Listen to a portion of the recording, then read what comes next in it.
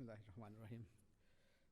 Prime Minister Madam Vikram Singh, Vice President Faisal Naseem, Honorable Ministers, distinguished guests, ladies and gentlemen. Fazna and I are pleased to welcome Your Excellency to the Maldives on your first official visit to our country following my election as President. At the outset, I would like to begin by thanking you. During your illustrious career as one of Sri Lanka's most prominent statesmen, your tireless efforts have been crucial to elevating the relationship between our two countries to even greater heights. The bond between our peoples stretches far back into the midst of antiquity. If we go through the multitude of myths and stories linking Sri Lanka and the Maldives found in our common folklore, we will find an inescapable truth. We are more than just neighbors. We are more than just friends. We are siblings. Indeed, historians tell us that the Maldivian people will find their origins in Sri Lanka. Realizing our kinship requires no specialist knowledge of history.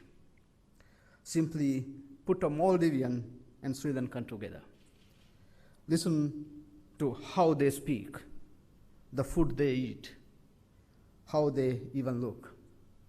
You will find much that is not only familiar, but indistinguishable.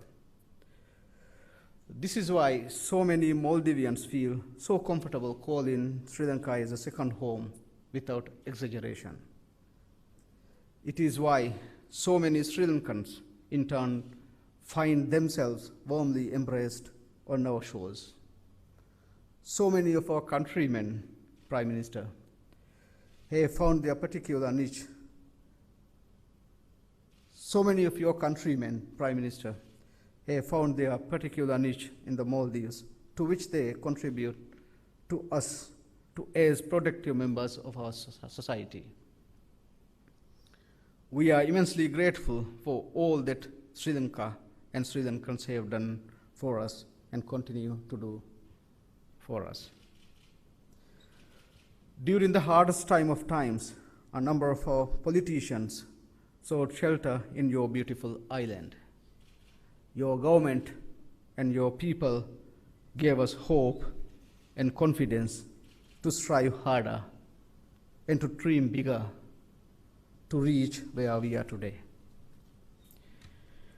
Due to these ties, it is not difficult to foresee a future in which we can take our cooperation to new heights, already evident in the many memoranda of understandings we have signed during this visit.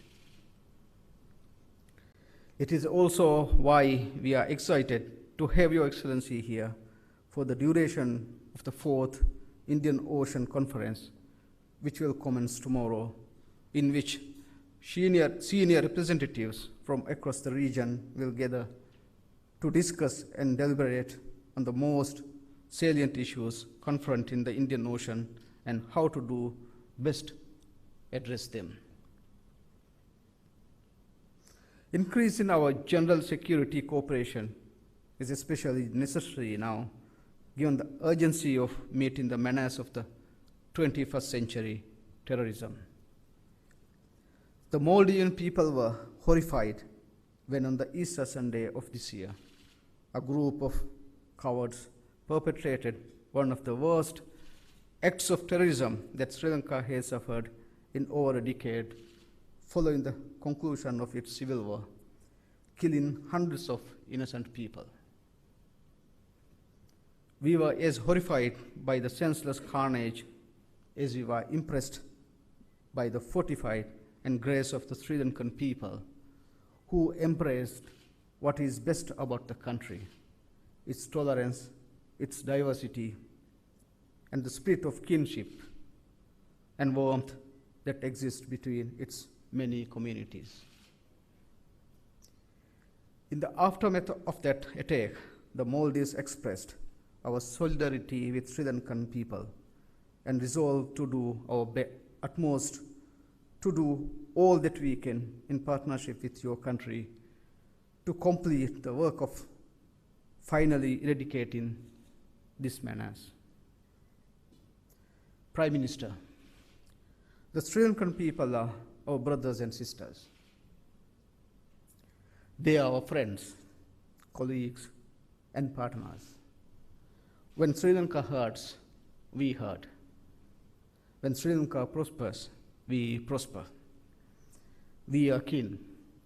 We have endured with Sri Lanka some of its darkest days and have shared your optimism when you open hopeful new chapters in your history. You have in turn done the same for us. This is because several of the most important journeys our countries have undertook, we have embarked on together. Whether it be the work of strengthening our respective democracies, ensuring the peace, prosperity, and security of our part of the Indian Ocean, or ensuring an effective governance framework for the South Asia region, these are all our common responsibilities. The outcome we desire, one and the same. In meeting our mutual challenges, I am comforted not only by the knowledge that Sri Lanka, with whom we have always had such excellent relations, is our fellow partner, but that Your Excellency, one of Sri Lanka's long-standing political luminaries, will be there to help guide the way. Thank you very much.